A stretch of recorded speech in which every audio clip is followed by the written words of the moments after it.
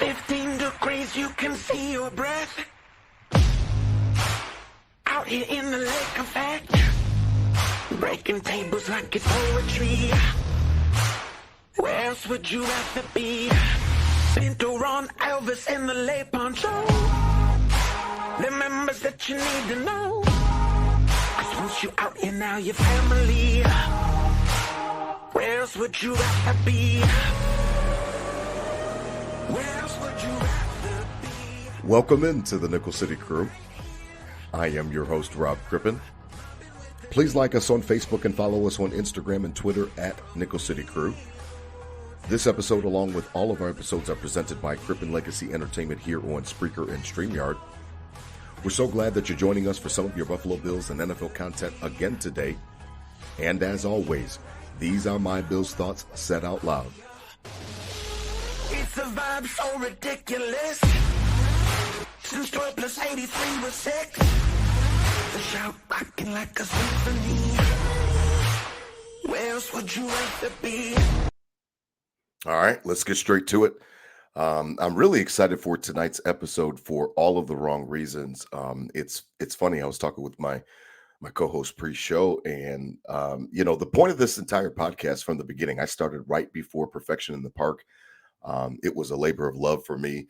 I have always been into broadcasting. Stuart Scott was like my hero growing up, like my sports hero growing up, and I just loved all of it. I did little games at Star Point and introduced the lineups for the volleyball games and the basketball game and the football games and stuff like that. And I've always just been into this kind of realm. Obviously, life comes into play, and you may not get a chance to pursue some of your passions, but this is really one of them. And I love the fact that, podcasts and the way that this whole kind of genre has boomed, that it gives me an opportunity to have this platform.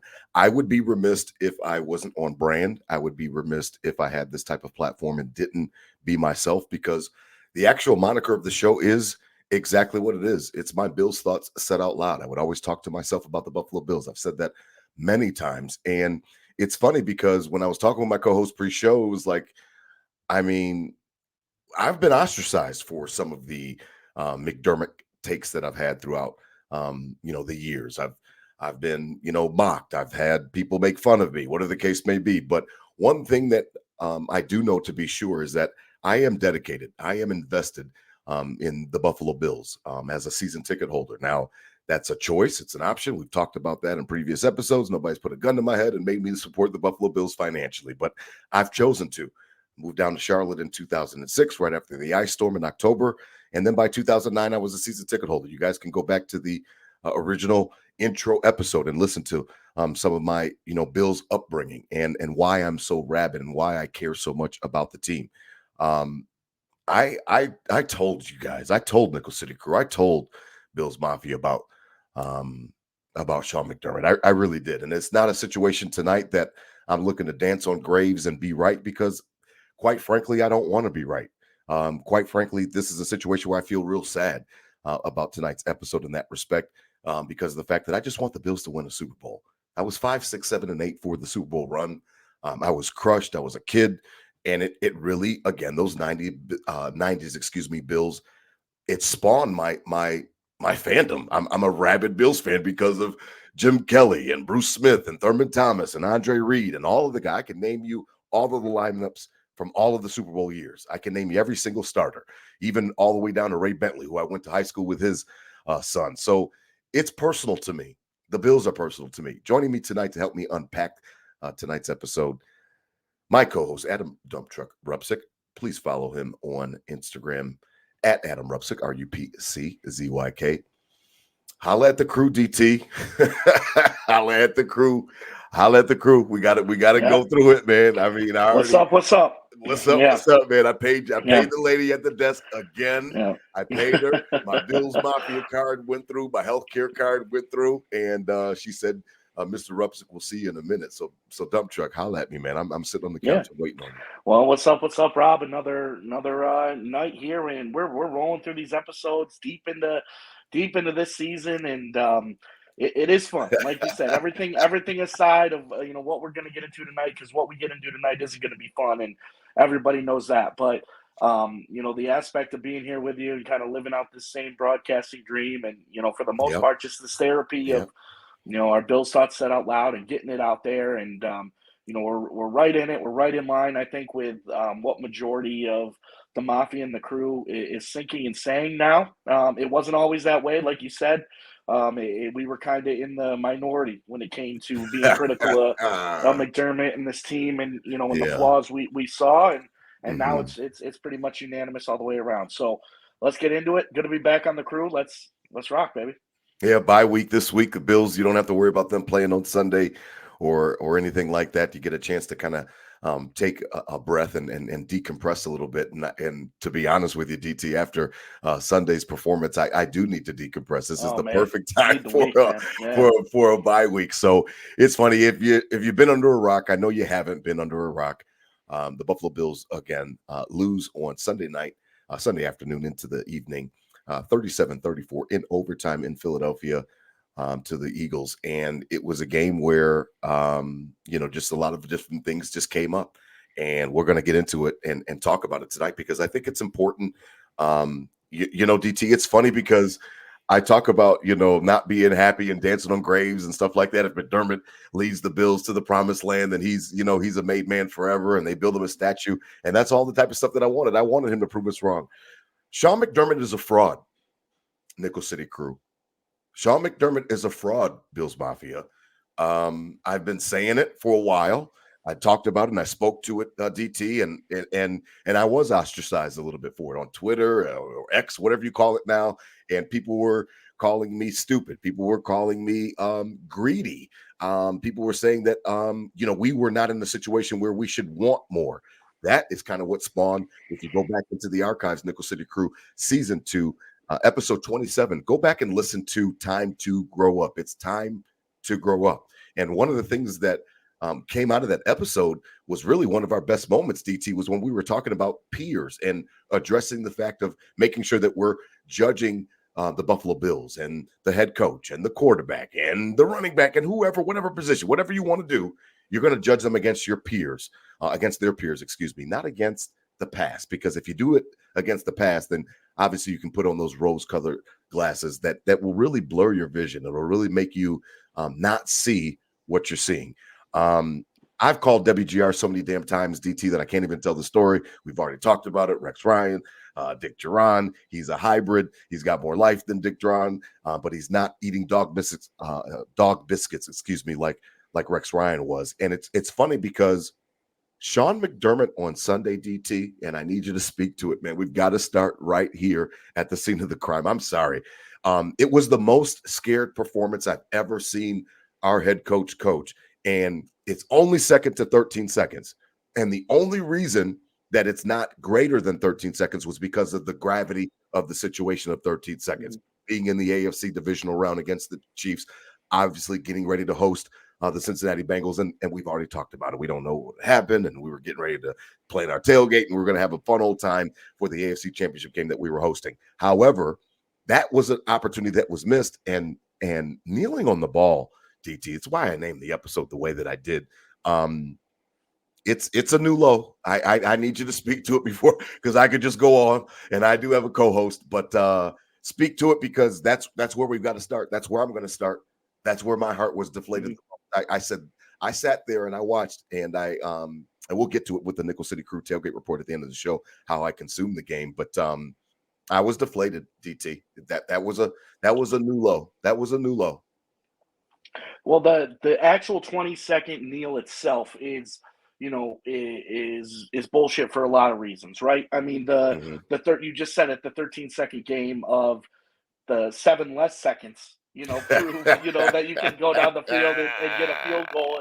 And I mean, as far as I'm concerned, that's the new, culture of the NFL. If there's 13 seconds or more on the field, I personally think you can score because I watched it happen and ripped my heart out and your heart out and everybody in between. Nate cried twice. So I mean, Uncle DT. if Nate cried twice. I Uncle cried DT. twice. I cried twice. I called off from work. I didn't turn the lights on the next day. It was dark, man. I love So if anything over 13 seconds, I Mhm. think you can, I think you can score. And then to double down on that, last year Thanksgiving, a game where the entire world Oh, watched, man. you had 23 seconds. Granted, you had another timeout, but your superstar, once in a lifetime quarterback can Mm, throw the ball across the field. Like that's mm, what he does. That's why mm, his arm, like the mm, risk and reward situation is ridiculous because the risk was blown out of proportion to the mm, fact that the reward wasn't possible. Like mm. you're not even seeing the reward if you're feeding me this shit about He the talked about the risk. defensive line. He talked about the The fact that the pass kicker rush, was good, the but the Eagles same pass kicker that rush. he did an actual freeze the Icing. kicker timeout. Yeah, Oh, yeah, since you yeah. said timeouts, but go ahead. I So apologize. no, exactly. And so it's like yes, those were the pass rush was picking up a little, and their kicker just banged the 60-yarder in the rain. Okay, yes, that happened. But you're saying you don't want to run a play because you think 17 is going to throw a pick or get a strip sack fumble. Now you're That's the only speaking. reason. Now you're speaking. That's the only reason you didn't do it.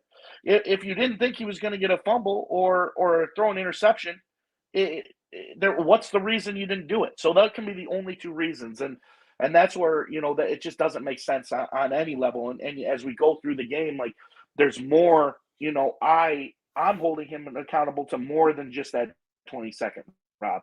If you'll let me go off on this tangent quick, what pissed me off most about Sean McDermott Sunday night Speak on it.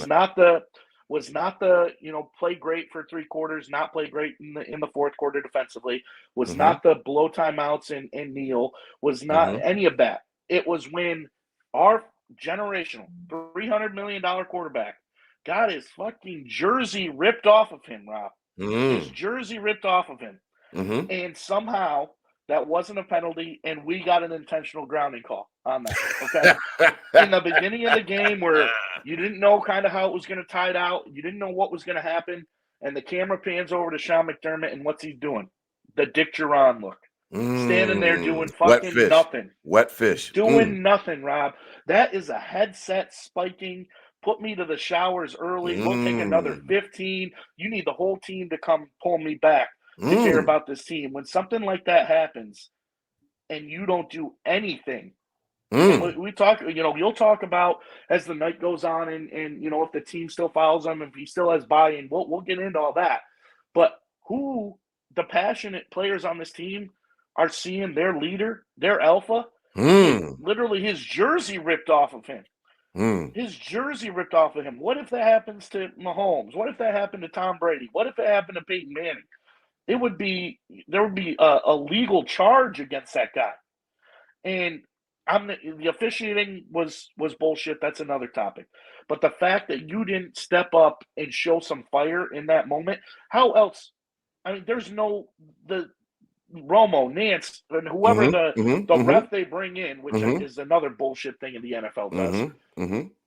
They were all saying it was BS. If anything, if you're not going to call it the horse collar, the intentional grounding was even more BS because Gabe Davis, whatever.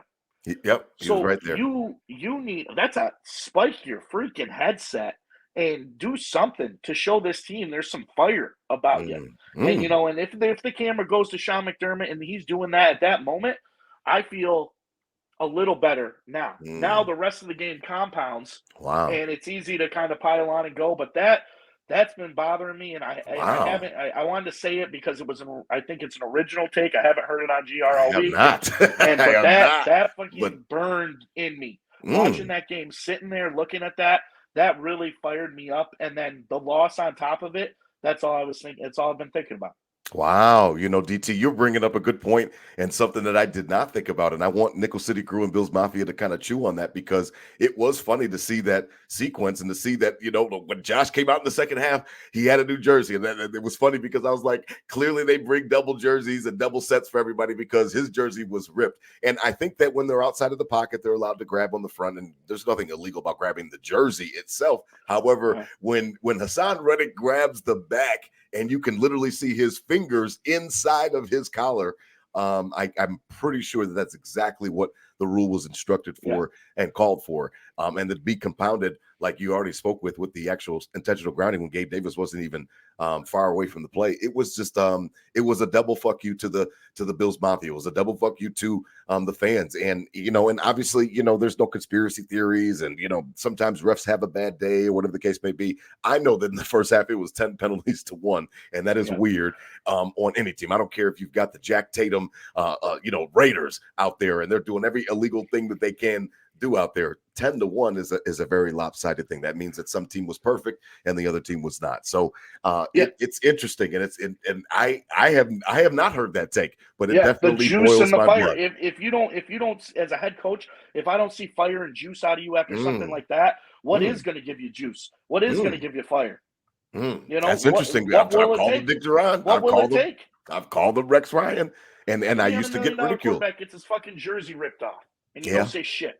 Yeah, it's interesting because tonight's episode is centered on the head coach, and rightfully so. As we enter this bye week and we all get a chance to, like I said before, just to decompress. I want everybody to kind of chew on this. It's funny. My girlfriend and I always joke around. Choo on that, choo on this. It's from Boss Baby, and anybody that's got kids that have watched that movie with Alec Baldwin, it's funny because choo on it. Think about it.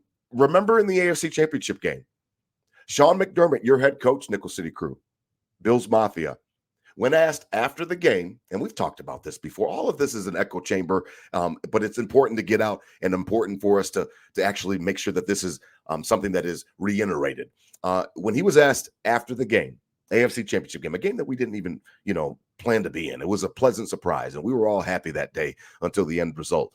He said, they asked him, Coach, why did you kick field goals to go down 6 and 9 and 12 and 9? Why'd you keep kicking field goals? And why'd you kick field goals before the half and not go for touchdowns? He said, I wanted to give the guys some juice, some energy, DT. That was his explanation.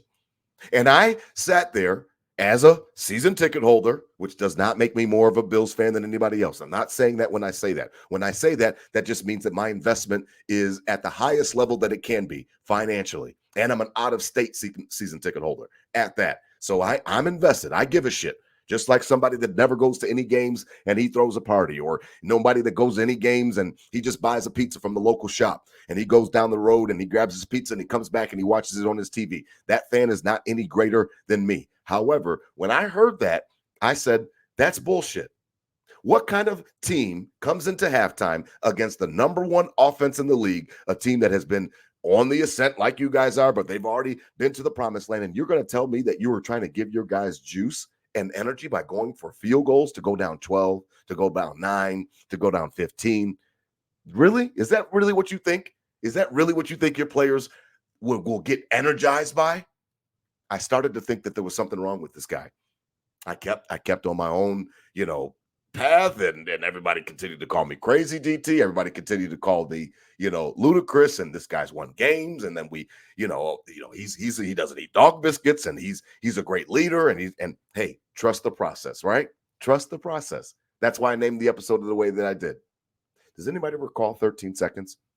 Oh, don't let me ask that facetious question, because that's burned in everybody's mind across Bills Mafia, across Nickel City Crew. He lets Leslie Frazier, or we said it before, DT, he either let it happen or he co-signed that shit because he's Leslie's boss. And as Patrick Mahomes humiliates us on national TV with Romo and everybody right there, and he says, hey, Kelsey, do it. Because the coverage was so soft. So soft. I watched the end of that Eagles game, and I'm like, they're taking everything that we're giving them because we're giving it to them. Why are we letting them drive down the field? It felt so much like 13 seconds that I couldn't even believe it. I'm like, well, why are we letting them? Why are we giving them the outside? Why are we playing so soft? I thought Leslie was gone. I thought that was Leslie's fault. Then you strip Leslie of the play calling duties, and then he says, okay, I'm going to go take a hike, and I'm going to go and rest with my family and reevaluate my situation because I'm not going to be embarrassed because you're not a better play caller than I am. I've been leading top 5 defenses right alongside you. Does anybody remember that? It's funny because we let Casey go down. They kick the field goal to tie it, and obviously we lose in overtime. It's funny to me, DT, and I need you to speak on it because this guy preaches accountability, DT. He preaches growth mindset. What did he learn? What has he learned? After watching the Philadelphia game on Sunday, please tell me what he's learned. After calling up and dialing up the zero blitz against Denver, please tell me what he's learned. Where is his growth mindset, DT? Because what's happening now is that it's all starting to sound like peanuts, teacher. It's all starting to sound like want. It's all starting to sound like bullshit. And if it sounds like bullshit to me and I don't work for him, I can only imagine, and we'll get to it later in the show, I can only imagine what the guys in that locker room are thinking. Yeah. I mean, with Brian Dable, there was issues, and, we thought it was kind of BS when he left, that there wasn't any issues. We started to accept this year that there was obvious issues. Yeah, okay, we saw that handshake at the end of that game. That was a little different from the growth and whatever you call it. Boom, in front of him, shield gone. Okay, Leslie Frazier, boom, in front of him, shield gone. Next, Ken Dorsey, boom, in front of him, shield gone. So, like I said, we're running out of shields here, Rob, on this man who you've said it before. isn't getting better, isn't showing us anything, and you want to grow and you want to trust. And I keep making this point. What more do you need to trust than Josh Allen? What more do you need to trust than Josh Allen? This year in particular showed us probably the lowest point of Josh Allen's, prime with what we saw. Yes. And there was some criticism of, is this another Phillip Rivers? Is this a Carson Wentz? You've heard, Is this and that fired you up. I remember that firing you up. With a lot of talent, but just isn't gonna do it. Well, Sunday, Rob, just proved that that's not the case. That's right. 1-7 is generational. This team, he is the guy. So if you can't trust a generational unicorn, when are you ever going to trust anything? And that goes back to what's the growth? What's the trust? What's the risk and reward? There hasn't been any changes. You're winning games to win the games, and then you get in a big stage and you lay an egg. And we talked about it. Does it go even deeper? Does it go higher? Does it go up to the Pagulas? Right. With the Pagulas of saying we're okay with being okay. Right. We're good enough to have our tickets go for a couple $100. Couple hundred bucks a seat. We're good through it all. But you got a new stadium coming around, and you're going to be asking people to pay 10 G's for a seat licensing fee. That's right. And then go in there and play $400 or $500 a game. That's right. And you have a generational quarterback with a defensive coach who's a prick. That means speak to it. Speak to it. It just doesn't make sense. And he's, like you said, you said it best. He's proven nothing to show growth. And we left up. You used the term breadcrumbs. Left the breadcrumbs for us, sure did. And we were in the minority. And now you're not going to find a single person in Bills Mafia, in Nickel City Crew, that's going to say they want Sean McDermott to continue to be our coach. It's unanimously come to us now, and because they're seeing the same. They're seeing the same things. He's not saying shit. He never says anything. The risk and reward, the defensive line was good. We had to make a play. But you didn't put your team in a situation to make a play.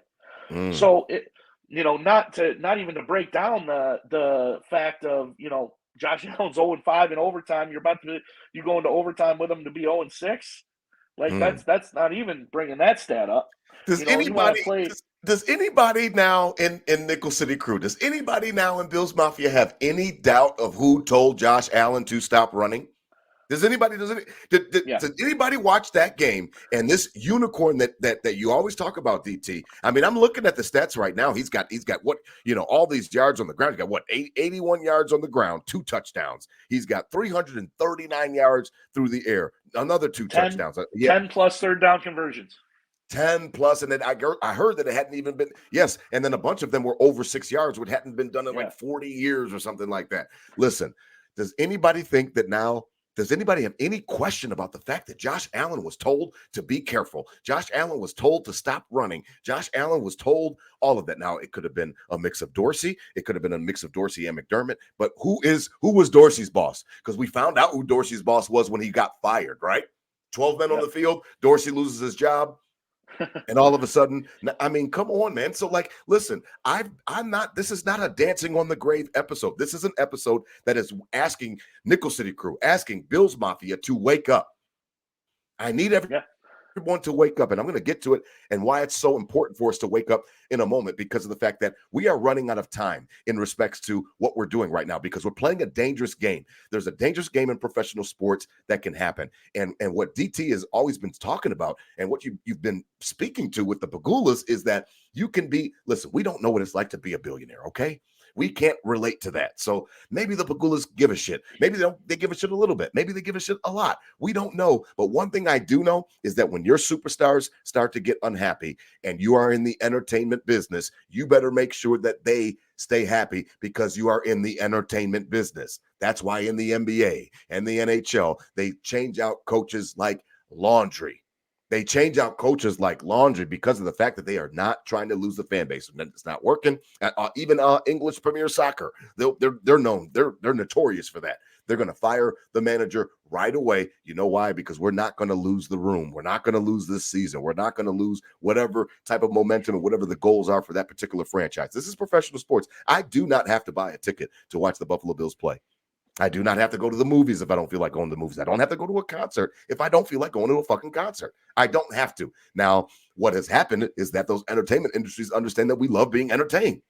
So you better keep entertainment, Bills Mafia. You better keep entertaining the fans, because what's happening now is we're getting close with this whole Super Bowl window and unicorn cornerback that DT always talks about, and you're wasting his prime years. He will not be the same Josh Allen forever. We've talked about that right here on Nickel City Crew. We've talked about mitigating some of the risk. However, we've also kept it real. Most quarterbacks get hurt in the pocket. They actually don't get hurt outside of the pocket. It's a fallacy. We've addressed that. Lamar Jackson, Kyler Murray, all those guys, they're getting hurt in the pocket for the most part. Josh Allen, on top of that, that's why he's on the cover of Madden behind me, because of the fact that he is so durable. So all we can continue to do is knock on wood until he's not, until he starts to show signs of different things like that. But it's just funny because I saw Josh Allen beat Josh Allen on Sunday. It was so fun to watch. I got out of my damn couch when I saw him on that one touchdown run when he's juking, safeties and making them look silly. It's not running people over all the time. He's an athlete. He is a unicorn. Somebody said it today. I heard it on WGR. We record these episodes on Wednesday. They release on Thursday, and they are so right. I think it was Joe Marino said that there was a comparison made that he's Cam Newton plus John Elway. Now, how in the fuck are you messing that up? I mean, come on, DT. How are you messing that up? That's the first time I heard that. That's Cam Newton running with with John Elway's arm. How are you messing that up? And Rob, we're talking offensive side of the ball. Let's shift to the defensive side of the ball. The side of the ball you control. You're the defensive coordinator. You're the defensive-minded coach. And yes, we've had a top-tier defense, but this year in particular, the darkest year of Josh Allen's era, even the year they didn't make the playoffs, this year's darker. This year's darker.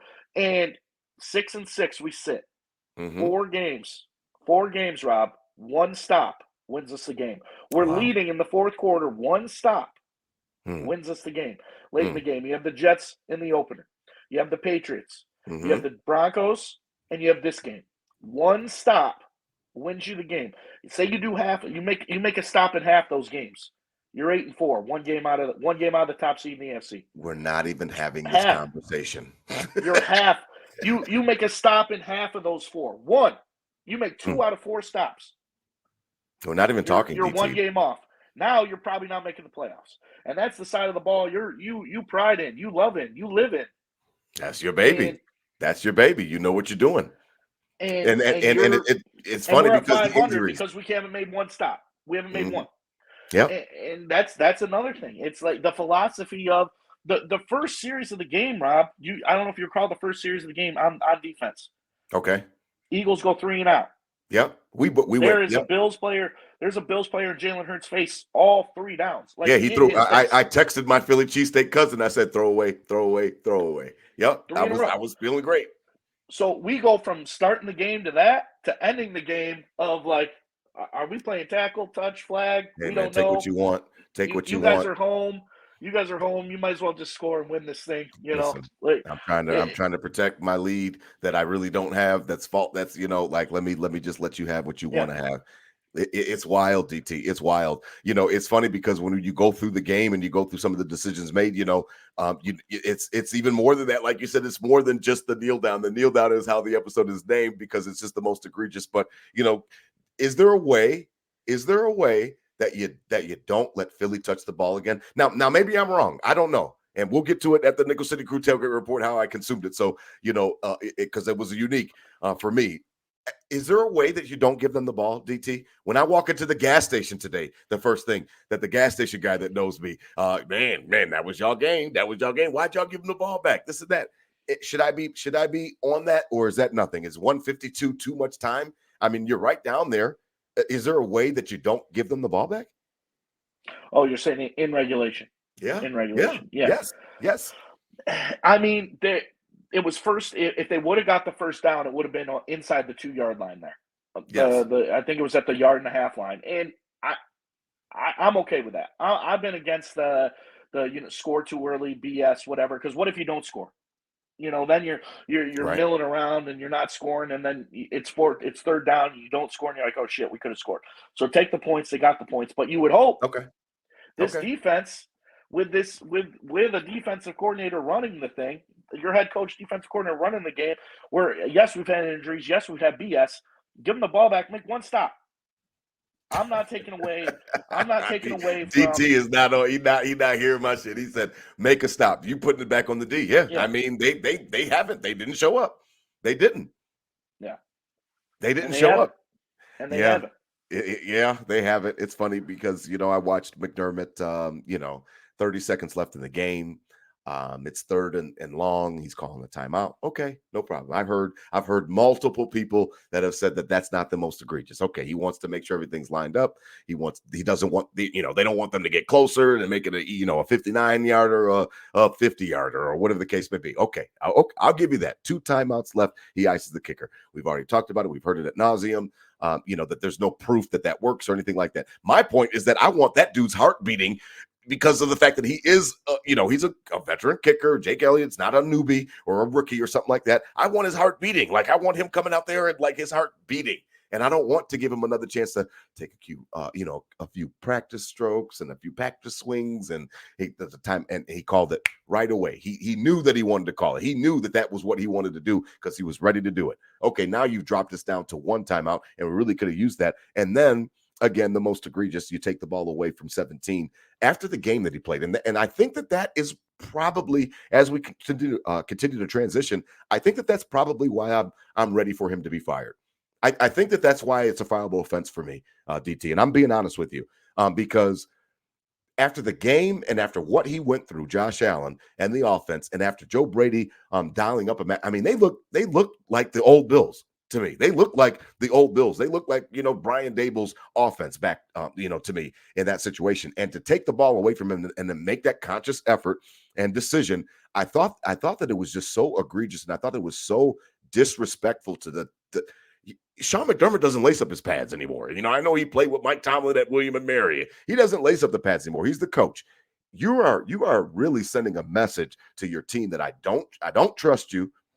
I don't trust you, number one. That's number one. I don't trust you. You might make a stupid fucking mistake, and then they're going to kick a 60-yarder or a 55-yarder, and they're going to beat us. So I don't trust you, in addition to the fact that I'm invalidating all of the things that you have shown me throughout this game. Because all Sean McDermott can do, DT, is coach this game, DT. That's all he can do is coach the game that he's in. He can't go backwards. He can't go forward and coach the Super Bowl. All he can do is coach against the Philadelphia Eagles that day. Josh Allen didn't deserve and didn't earn your respect that day in the pouring rain all day long. Ball security wasn't a problem.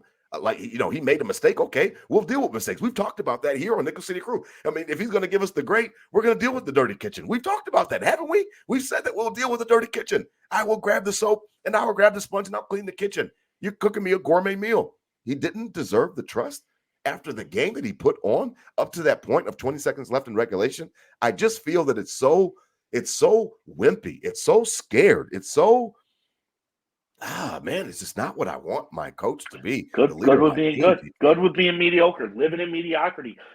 What is a team in any sport across the board? You any sport across the board, when an underdog comes in to David and Goliath. When the Goliath happened, I'm not saying Sunday was David and Goliath and the Bills are David, but they are closer to David our drought Bills than they are the Goliath. But like our drought Bills versus the Patriots, let's keep Tom Brady off the field. Let's limit possessions. Let's slow the game down so he doesn't kill us. And what would you do? What would any of those teams do if they had a chance to win down the stretch? Go get it. They don't take chances. They're going for two if they're tying up. They're taking. They want to win the game on the field. They want to win the game on the field as quick as they can and get the hell out of there. So at this point, it's 6-6 with a team where you've lost to some bad teams, and you're going up against the team with the best record in the NFL, Super Bowl from the NFC last year. You're kind of the David in this situation. You have to make that swing at Goliath. You can't just play up straight up strategy, roster versus roster. Yes, you have Josh Allen and a few other cats that can play, but you're closer to David than you are Goliath in this situation. So yes, the trusting Josh Allen's the biggest point. Right. That's the worst thing, I think, as well. I think that's horrible. What more can this guy do to have you trust him? I mean, he turns the ball over like it's his job as well. But what more can he do? To have he didn't turn the ball over like it was his job that day. He was amazing. He was amazing. Like, to have him make a play in that 20 seconds, what more can he do? Like, what does he have to do to let you make him make a play? Oh, I don't know. Maybe go back to Thanksgiving of last year when I saved your ass on Thanksgiving Day in Detroit, a game that I was in attendance with my sister in Detroit, who lives in Detroit. I was there at that game, and it was amazing, that pass that he made to Stephon Diggs. It was amazing walking out of that stadium. Earlier in the year, when they were trying to come back on the Patriots, they did something similar. He threw like a 70-yard bomb, and it hit Diggs, and he dropped it. On the 20-yard line.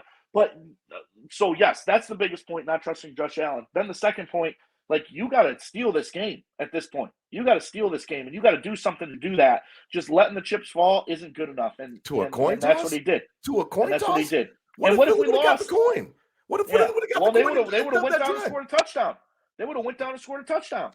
I mean, I have bought I've never bought T-shirts, but I promise you that store that sells the Trust the Process T-shirts should stop. I know we're not the Philadelphia 76ers. I know that, Josh Allen could be our Joel Embiid, but I promise you, I'm not buying any of that shit. I was never buying any of it. And I really implore Bills Mafia, again, over this bye week time, to chew on it, to think about it. Think about what we're doing right now. And it leads me, as we transition and we begin to wrap up a little bit, DT, it leads me to this point where I'm at now. My back is against the wall. So because my back is against the wall as a fan, I'm talking about as a fan from our perspective, the only thing I can think of right now, DT, is, do you remember riding with your parents? And you might have your sibling in the car. You got your sister and you guys in the car and you guys are arguing. And your dad looks through the rearview mirror and just says, stop. Guys, quit it back there. And you're not paying much attention. There's music playing, and then all of a sudden you guys are arguing again and you're fussing again a little bit. And then he looks back in the rearview mirror again and he says, hey, you guys stop. And then, you guys are, okay. And then all of a sudden you guys start messing around again and you piss him off. Okay. And he turns around and he says, if you don't stop right now, I'm pulling this car over. You know what I mean? Like, I'm going to pull this car over. I think that now, because my back is against the wall, DT, I don't know what else to do other than to implore Bills Mafia, Nickel City Crew, to start acting up in the back seat so that dad has to turn the car around. Because at this point in time, I don't know Terry Pagula. I don't know who he talks to. I don't know how close he is to his daughter, like in respects to, like, does his daughter have influence? And I know she's on social media as a pro player on the actual tennis tour. Who can get in this man's head? I doubt he listens to Nickel City Crew. I doubt he listens to WGR, the #1 sports talk radio show in Western New York. I doubt it. Now, maybe people close to him do. We need to start screaming, DT. Like, well, I don't know any other thing to do other than to say that, hey, We're not okay with this. Now, the only thing that will get his attention is if we don't come back. Now, I'm debating coming back, DT. I've had a rough year. I've been going through, things in personal life and things like that. And it's been tough this year to actually get up to the games and things like that. And sometimes it just wasn't really working with family and the Kings and things like that. I'm not even sure if it's worth my investment to go back up next year if Sean McDermott's going to be the coach. Now, that's not me threatening the Bills, and they don't care about my seat. They'll sell my seat, whatever the case may be. I think that we need to start screaming and acting up in the backseat so that dad has to give us some attention and has to turn the car around, DT. That's really where I'm at this point in time, because when dad turned around and he looked at you, that means that you guys had pissed him off enough that he was giving you attention. And I just don't know any other way to get attention, because the only person that's going to fire McDermott after this year is Pagula. I don't think it's Bean. They're on equal footing. If you ask me, they're like equals. They just have different job titles. It has to be. Yeah, they just have different job titles. And I don't know how we get his attention other than just screaming. Preseason, no one. After you lose to the Patriots, maybe you get a few. Now it's unanimous. So I think we're close to the screaming, Rob. I think we're close to having dad pull over. It is every single call, every single point on WGR is about firing Sean McDermott. I heard one dude yesterday on Tuesday. We recorded on Wednesday. I heard one dude yesterday on Chauvin the Bulldog say, "What are you guys talking about?" And I was so happy that they quickly got him off the phone, because I was about to scream. So break my phone. So I think we're getting it got exponentially louder very quickly in 48 hours. It got exponentially louder. So is there a chance that it can go all the way to the top, that he could hear this, that he knows that we're pissed? Oh, does Dad know that we're in the backseat acting up? I think so, 100%.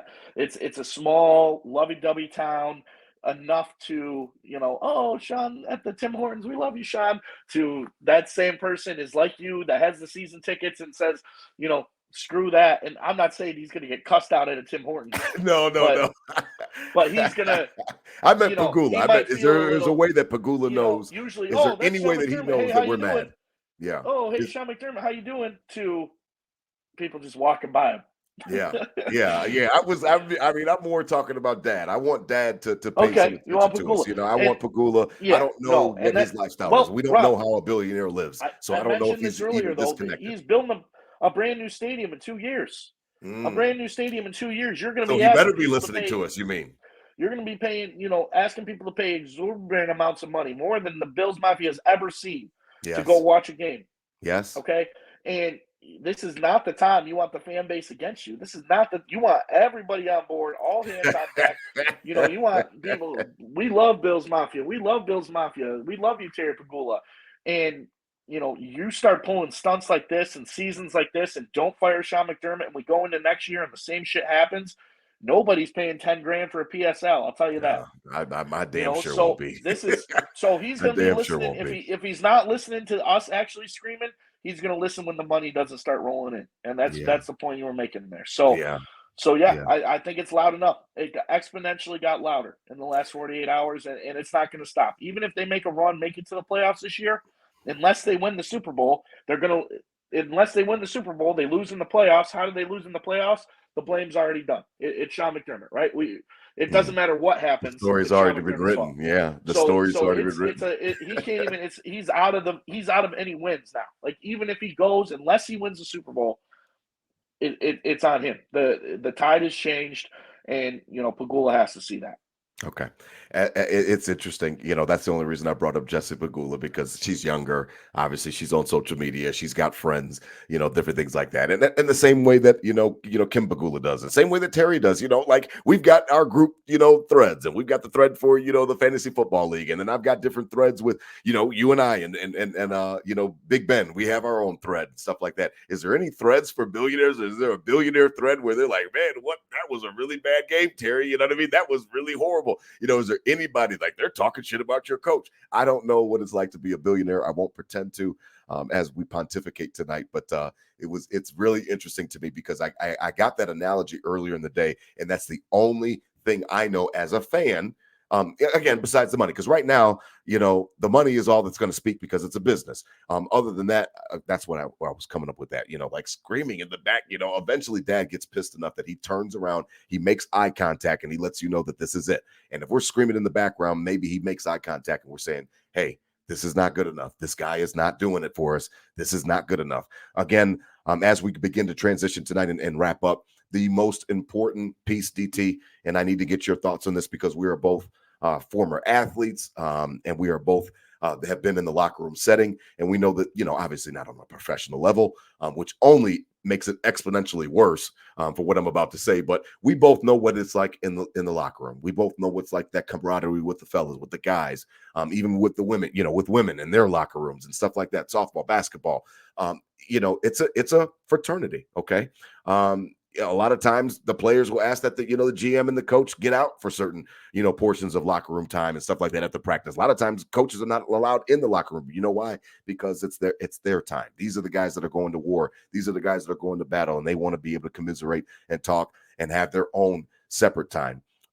It is really interesting to me, DT, to think about and to chew on, since that's been our theme tonight. Think about following this guy after that Philadelphia game.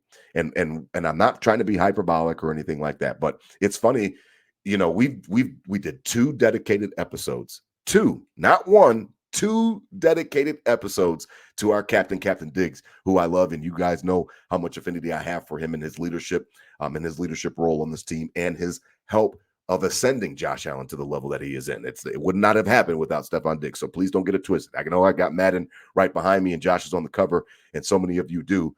He wouldn't be on the cover if it wasn't for Stephon Diggs. If 14 didn't come, this ascension would not have happened. Now, maybe another receiver might have helped him get there, but 14 was exactly what the doctor ordered, and kudos to Brandon Beane for pulling that trade. It looks like Stephon Diggs was right, DT. All of the shit that he was being cryptic about and being a good teammate, when he came back after OTAs, after McDermott sent him home, and McDermott lied to us and told us, he was he was gone, and I don't know. And then the next day, he was excused, and all that type of backtracking. This guy's been doing this stuff. We've been talking about McDermott for a while now. We know him here at Nickel City Crew. It's funny, DT, because everything that was frustrating Stephon Diggs is coming to fruition. Everything he was wondering, what he did give us. He didn't give us much because he was being a good teammate. He was being a good soldier, and he wouldn't give the media too much. But what he did give was the truth. And he did say, we're sick of pushing this, up the hill, this boulder up the hill, and we feel like we're getting there, and then it rolls back down. And he was wondering why we're having regression from the AFC Championship game to AFC, divisional round loss, 13 seconds, and then another loss to 6-6. Now to 6-6. Yeah. And it's really seeming like the actual labor of our episodes didn't go in vain, because everything that he was talking about, cryptic or not, when he did actually speak at OTAs, this is it. He came in and had a problem and was wondering if McDermott was going to be making some of the changes that he was talking and asking for his players to make, including himself. And if he wasn't going to be making them, then that was really going to be pissing him off. And it wasn't about Josh Allen. It wasn't about Ken Dorsey. He told you that I don't call plays. I don't have anything to do with any of that type of stuff. I could not call plays even if I tried. It was McDermott. It's always been McDermott. We've known that it's been McDermott. We've been looking at it. Now, yes, we've gone through different possibilities for who he could be upset with. But when it came down to it and he actually opened his mouth, we knew that it was McDermott. And I feel like he's justified. I feel like all of the Philly game was justification, DT. Everything came to fruition. You're scared. You coach scared. You don't trust us. You're hoping that we squeak out the win instead of going and attacking that win. You're coaching not to lose the game instead of coaching to go win the game. And those types of things I'm sure would rub a competitor like Stephon Diggs wrong. And it looks like he's right, man. It looks like he's right, DT. All those episodes look like it was right. Well, the levels of losing the locker room, if you will, it starts off, everybody's a family, everybody's together, everybody believes, everybody trusts the process. Okay. Then you start catching a little heat. Your first instinct as a team, as a brother, as a fraternity, defend your brothers, defend your fraternity, defend Sean McDermott. He's our coach. He's our coach. We believe in him. We trust the process.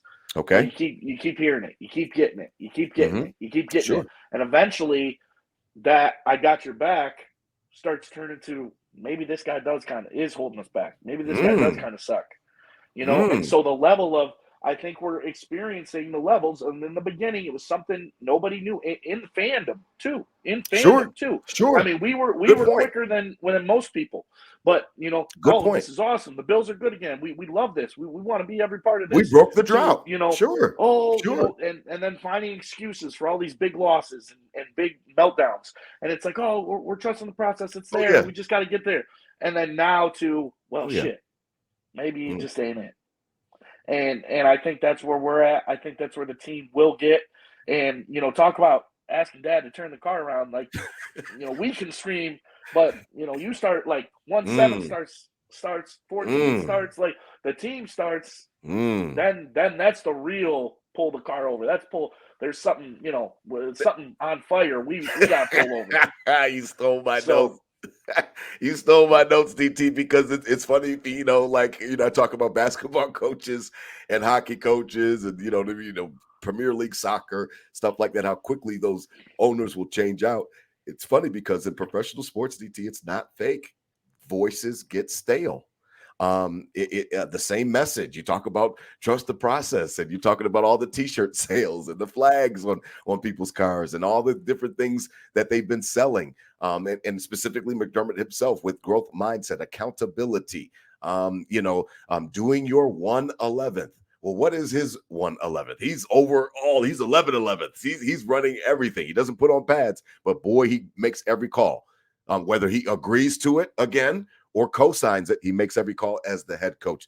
Heavy is the crown for that position. So because of the fact that you're paid millions and because of the fact that you are leading this franchise into the future, I am allowed to study you. That's what that episode was about when we told everybody to grow up. Stop comparing Sean McDermott to Dick Duran and to Chan Gailey, because that doesn't make sense to do that. Compare him against his peers right now. Don't judge Josh Allen against Ryan Fitzpatrick and like Trent Edwards. Like it doesn't make any sense to do anything like that, because EJ Manuel's not Josh Allen. So we need to judge Josh Allen against the guys he's playing with and against on Sundays, and the Jalen Hurtses. And it's funny because DT, voices can get stale. It is not something that is fake. And sometimes an owner has to listen to that. And it's funny you stole my notes, because what I'm hoping for now above anything else, obviously I want us to make the playoffs. Obviously I want us to make a run and go to the Super Bowl and win the Super Bowl. And I'll meet you there for the parade. Outside of that, DT, I want the exit interviews to not have Sean McDermott in them, whether it's Brandon Beane and Pagula, whether it's Bis Pagula himself and his team. I want the players to be able to talk. Not every player, I'm sure. You know what I mean. The long snapper doesn't get a chance to get FaceTime with the owner, but I'm sure as hell that those captains, all those guys that wear those C's should, and all those guys that are considered leaders on that team should. And I think that I would love for it to be a situation where Brandon Beane and Pagula can sit down and say, hey, Josh, be honest with us. What do you think?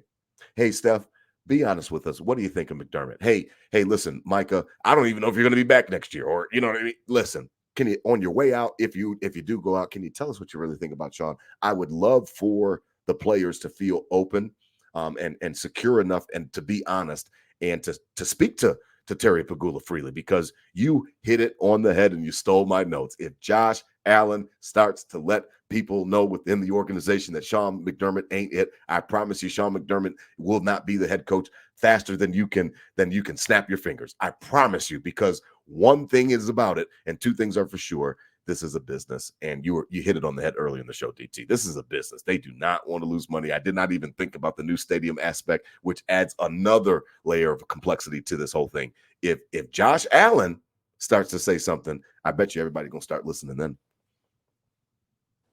100%. It's hate this, but it had to be done. I love it, man. I love it, man. I had to get this off my chest. I appreciate your time tonight, as always, DT. Listen, the Nickel City Crew Tailgate Report is presented by 26 Shirts here on Buffalo Fanbase. Again, that is the official Bills Mafia Podcast Network. DT, I don't know what you did for this game. It was funny because, I had a crazy experience with this game. My girlfriend's tire blew out. She was out of town. I had to go get her and make sure that she was okay.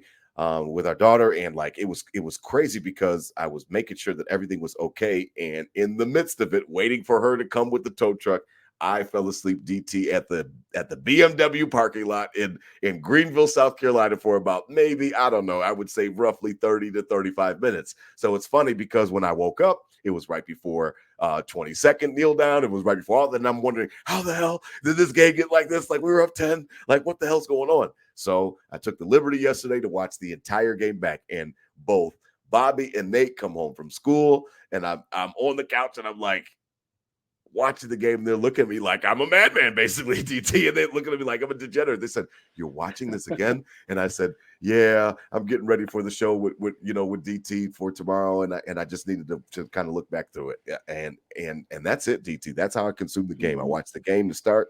Her tire blew. I got on my horse and made sure that I went and met her to make sure everybody was okay.